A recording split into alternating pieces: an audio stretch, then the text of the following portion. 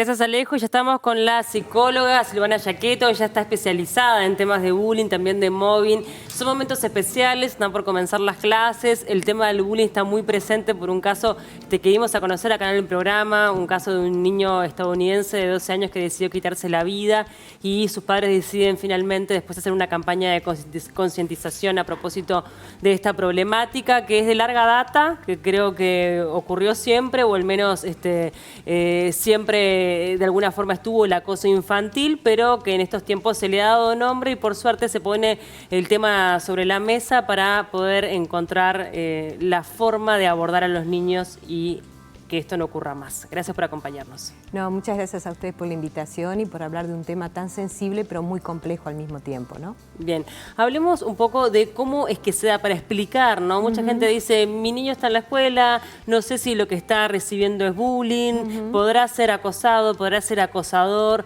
¿Cuáles son las características de un episodio de bullying? Bien, para entender el bullying nosotros tenemos que pensarlo como una dinámica. Por eso no hay un concepto, una traducción, ¿no? Se dice, ay, es un anglicismo, que lo primero que se discutía cuando recién introduje el tema en el Uruguay hace más de 10 años, porque en realidad no hay nada que se pueda, no hay una palabra que defina realmente lo que es el bullying, ¿no? Porque justamente es una dinámica de abuso emocional, es una dinámica perversa, sistemática y repetitiva, sostenida en el tiempo. Eso es lo que lo define, ¿no?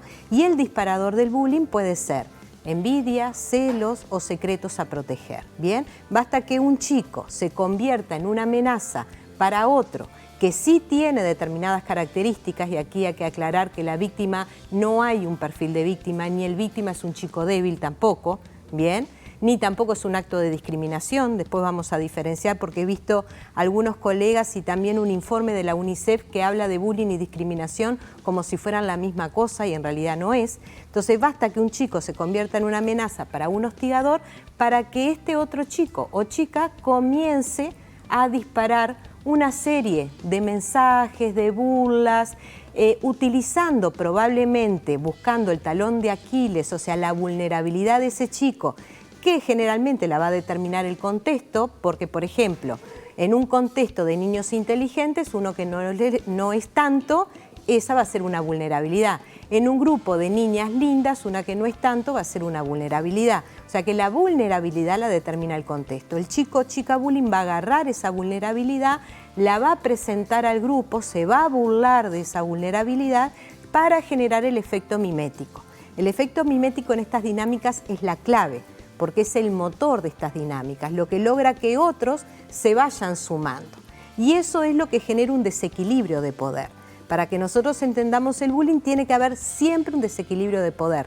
Por eso no se habla de conflicto, ¿bien? Bien. Porque en el conflicto ambos están en el mismo lugar y se discute por una tercera cosa. Acá hay un desequilibrio de poder que lo da el grupo al ponerse a favor del victimario y al sumarse a esta dinámica. Por eso es tan doloroso lo sistemático y lo repetitivo, o sea, el niño se ve obligado a ir a un centro de estudio donde está siendo hostigado todo el tiempo. No pasa eso en el mobbing, como uno es adulto, se puede ir de esa situación, el niño no.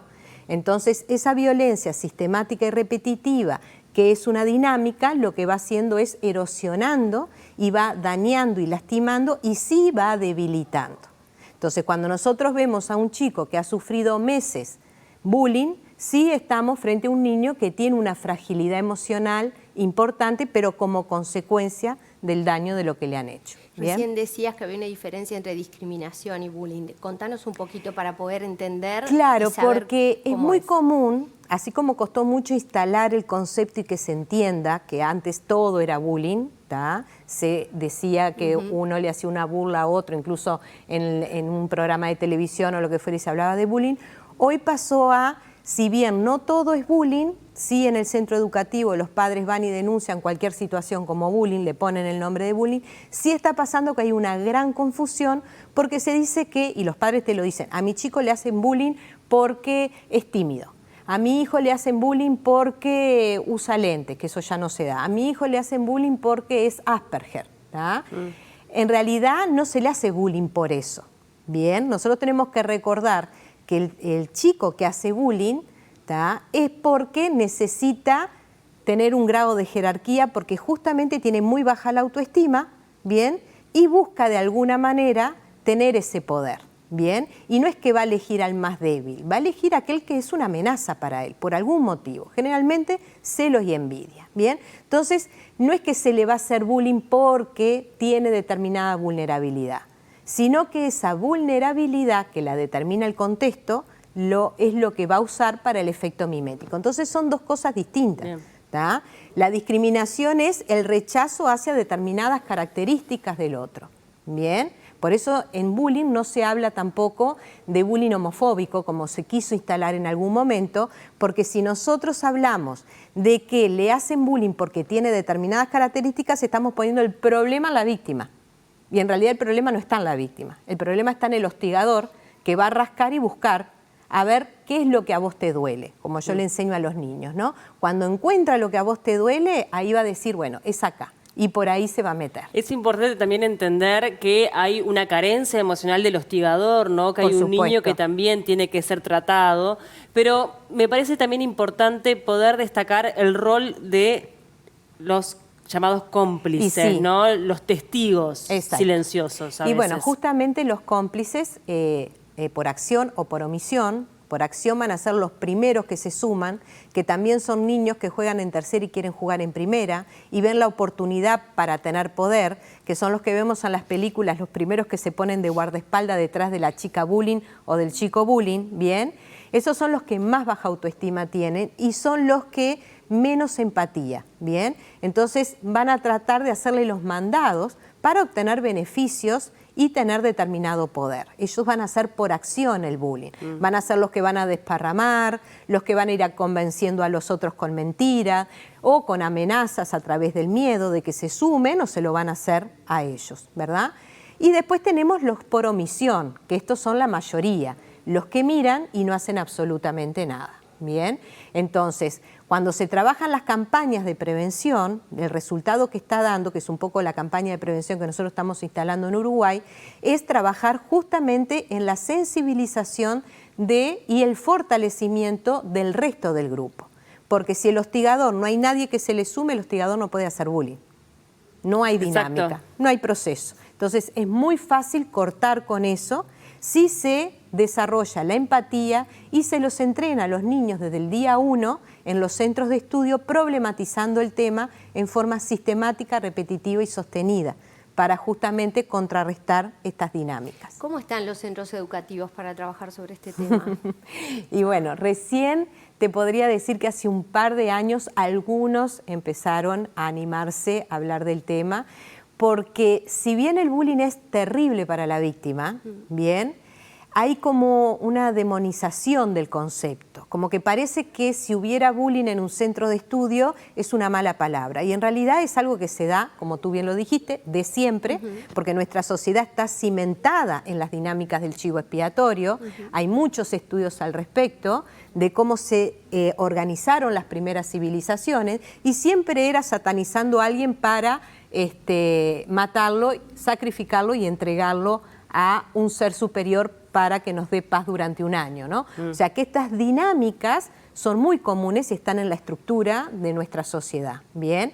Entonces, recién ahora están entendiendo que esto se va a dar siempre que va a haber victimarios y por lo tanto va a haber víctimas, que entonces el foco los tenemos que hacer en los cómplices y que en lugar de tener miedo de afrontar y decir, trabajamos el bullying porque asumimos que en nuestro centro de estudio hay, ¿tá?, es barrer bajo la alfombra, que es lo que la mayoría de los centros de estudio hacen, negar que hay bullying. Entonces, cuando un chico denuncia, o una madre o un padre, toda la culpa va dirigida y la mirada hacia la víctima, buscando con lupa a ver qué tiene para justificar la violencia que le están haciendo, ¿tá? O sea, parece terrible, pero ustedes imagínense en que cuando el caso de Fausto hace 2 años que salió a la prensa, las propias autoridades de ANEP salieron a decir que el chico tenía problemas psiquiátricos, públicamente lo dijeron. Sí. Y nadie hizo absolutamente nada, lo cual eso es un delito, ¿bien? Y parece que con eso justificamos lo que le pasó a Fausto, ¿no? Que las secuelas fueron gravísimas. Las propias maestras, ¿tá?, a las que él decía que las quería, y que no tenía nada en contra de ellas también salieron a hablar mal de Fausto. ¿Tá? Entonces, es como una dinámica tan muy arraigada también. Claro. Muy arraigada, que enseguida es como un mecanismo defensivo, ¿no? Ahora, es interesante lo que vos hablabas de las consecuencias emocionales, porque, a ver, tenemos casos extremos, ¿no? Casos como el que vimos donde un niño se quita la vida, es tremendo. Pero la mayoría de las personas que han sufrido bullying o que mismo han sido hostigadoras durante su época de escolarización, de la infancia, tienen consecuencias que los acompañan de por vida si no se tratan, ¿no? Exactamente, porque justamente, como yo les decía hoy, al ser una violencia sistemática y repetitiva, eso genera lo que se llama estrés postraumático. El estrés postraumático generalmente se asocia a las catástrofes o a graves eventos. El estrés postraumático puede ser cualquier hecho de la vida cotidiana que tu cerebro no pudo procesar. Ese hecho se congela y queda como una experiencia inadaptada, ¿bien? No se reprocesa, no se digiere y no genera un aprendizaje. Vos imagínate que un niño, si lo llevamos al tema catástrofe, cada vez que va al colegio está sufriendo una catástrofe para el cerebro, un tornado. Es como estar en situación de guerra.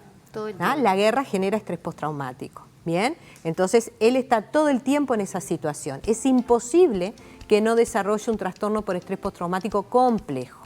Bien, y eso va a generar cambios en la estructura del cerebro de por vida. Bien, entonces esa experiencia va a quedar ahí, en el presente, sin procesar, sin digerir, y eso va a generar que la persona siga viviendo en el trauma. Bien, entonces no solamente genera baja autoestima, una desvalorización de sí mismo, dificultades en el relacionamiento, porque para los niños en la etapa esa del desarrollo es donde aprenden justamente a vincularse, ¿bien? Entonces se estropea todo ese entramado, sino que también puede derivar en patologías graves como depresión, trastornos de personalidad, trastornos fóbicos obsesivos, bipolaridad, etcétera, ¿no? Bien. Identificar en casa este tipo de casos, tanto si estamos hablando de un niño en casa que puede ser hostigador como la víctima. Evidentemente hay un punto donde nos damos cuenta, ¿no? Porque la situación es grave, pero ¿hay formas de ir viendo algo de esto y prender alarmas, alertas, así, avisos? Sí, por supuesto. El tema está que 2 de cada 10 niños lo cuentan nada más, porque justamente como lo que están viendo es que si lo cuentan va a ser peor. Es el objetivo de todo. Exacto. Entonces es como ellos dicen, te terminan dando el tiro en la nuca, ¿no? Totalmente. Entonces lo que nosotros podemos ver en los niños desde casa es, primero que se van apagando, se van poniendo tristes, hostiles, agresivos, con hermanos, padres y mascotas, berrinches, mucha frustración sienten, mucha rabia, mucha impotencia, bien. Vemos que va cambiando su carácter, pueden empezar a tener algún tipo de trastorno alimenticio, pueden empezar a cortarse lo que son más grandes, los trastornos del sueño, las pesadillas, el no poder dormir de noche y todo lo que tiene que ver con la sintomatología física que es el dolor de panza recurrente, las crisis de pánico en los niños no te la saben decir, entonces lo que te dicen es que les duele la panza, pero si tú le preguntas cómo está tu corazón, te va a decir así como un bombo, ¿tá? Porque el dolor de panza y los latidos rápidos del corazón son las crisis de pánico. Entonces, antes de ir al colegio se resisten, pueden poner excusas, pueden pedir directamente que quieren que los cambien, no van a actividades grupales, pueden no ir a cumpleaños, pueden no dejar de trabajar en grupo, por ejemplo, ¿bien? Se vuelven hipersensibles. O sea, hay todo un cambio de conducta en los niños. Hay un antes y un después realmente. Lo que puede pasar es que puede ser tan progresivo y como el cerebro se acostumbra a todo lo que es lento y progresivo, que los padres no se percaten hasta que ya haya una sintomatología realmente grave, ¿no? Lo importante también es la comunicación y eso me parece que es fundamental, independientemente de si un niño es hostigado u hostigador, la gran mayoría son testigos, ¿no? En definitiva, este tipo de situaciones, como decías recientemente, son frecuentes, entonces son esos testigos silenciosos. Es importante poder hablar en casa con los chiquilines de cara al comienzo de clases, ¿no? Decirles que este tipo de cosas no están bien, que cuando observen o vean que pasan este tipo de situaciones, hablen con los adultos, pongan un freno, ¿no? Sí, en realidad tiene que ser todo un trabajo integral, le llamamos nosotros, ¿no? Esto tiene que ser abordado de diferentes puntas, pero para que realmente logremos eso en Uruguay, que lo que venimos haciendo hace tiempo, tiene que ser como una política de Estado. como lo ha sido otras cosas también, ¿no? Entonces, sí está bien que los padres problematicen esta situación, la traigan, la conversen. Hay mucho material de videos de Cartoon Network. Tenemos el himno que hicimos ahora, que es también un himno, que es una canción que es para problematizar. Se puede buscar material juntos, dibujitos, etcétera, como para hablar e ir sensibilizando, porque esto que decía yo, tenemos que tener en cuenta que el cerebro se acostumbra y la peor de las violencias, la que se da en el 80% de los casos, es la violencia psicológica. Claro. Es la burla, la ley del hielo, el hacerle el vacío, todo eso que es como muy sutil, pero que no es sutil. Claro, en no realidad deja que señas estamos visibles, digamos, entonces claro, irlo detectando es Claro, porque día a ¿qué día. pasa? En realidad en el día a día nosotros usamos esa violencia, en mayor o menor medida. ¿Tá? Entonces, por eso cuesta tanto desarraigar estas conductas, porque si vos te pones a pensar, cuando nosotros estamos frente a una víctima, las víctimas nos interpela a cada uno de nosotros y nos activa. Bueno, cuando nosotros fuimos capaces de hacer daño, consciente o inconscientemente, Claro, activando estos mecanismos. ¿Tá? Entonces hay que empezar un poco por ahí, ¿no? El primero, el autocuestionarse uno, el visibilizar esas conductas de violencia, que nadie está exento de llevar adelante alguna conducta de violencia, para empezar a desnaturalizarlas, ¿verdad? Un chiste es un chiste para reírnos todos, no para reírnos de alguien. ¿Tá? Entonces, empezar a mostrar estas diferencias que son muy sutiles porque estamos acostumbrados. Silvana, la idea hoy era charlar de bullying y también de mobbing, pero la verdad es que No nos da el tiempo. porque son temas Pero que hay de que verdad hablarlo, sí. que son extensos y que es importante poder hablarlos en profundidad, independientemente de que hay mucho más para ir hacia la profundidad, pero bueno, dentro de lo que podemos en un programa de televisión. Simplemente, y a modo de adelanto, tal vez, ya te digo en vivo si podemos de repente más adelante poder coordinar una nueva entrevista para hablar de mobbing, pero ¿hay algo que está enlazado entre una conducta y la otra? En realidad el mobbing es lo mismo que el bullying y generalmente los chicos que disparan las dinámicas de bullying son los que después en un gran porcentaje se convierten en auténticos depredadores organizacionales, sociales, familiares, porque se van especializando en la impunidad que se les da. Es la misma dinámica, lo que es más compleja porque es en el mundo de los adultos, entonces va teniendo como otras variables u otras aristas. La buena noticia es que por ser adultos nosotros tenemos más posibilidades de defendernos de las que tiene un niño, pero es la misma dinámica sistemática, repetitiva y sostenida. La violencia que más se da es la violencia psicológica, lo que tiene que ver mucho es empezar a ningunear a un trabajador, que es una amenaza para otro trabajador justamente, pero con una complejización mucho más grande que lleva a que la institución comience también a formar parte de ese acoso, sancionando, trasladando, incluso hasta construir un despido, que hoy muchas veces se va por un despido abusivo en estos casos. La mala noticia es que no hemos logrado en estos años ya varios proyectos de ley hemos presentado, tanto de mobbing como de bullying, y no hemos avanzado en la regulación de este tipo de violencia. Al menos desde acá intentaremos darle visibilidad, así que ya quedamos comprometidos para tener un segundo encuentro para hablar específicamente del mobbing. Nos parecía importante abordar primero el tema del bullying, sobre todo por esta época del año. Muchísimas gracias por acompañarnos, fue un gusto recibirte. No, muchas gracias. Quiero agregar que está el libro Mobbing y Bullying para la gente que quiera, está en ebook, en Amazon y en las librerías. Y ahora en unos días largué un curso de bullying, que se están realmente anotando muchos docentes, también psicólogos, pero también es para público en general, padres que quieran ayudar a sus hijos porque se brindan muchas herramientas y material para que puedan trabajar también en casa. Quedó la invitación, sí, la verdad es para que lo adquieran. Muchas gracias.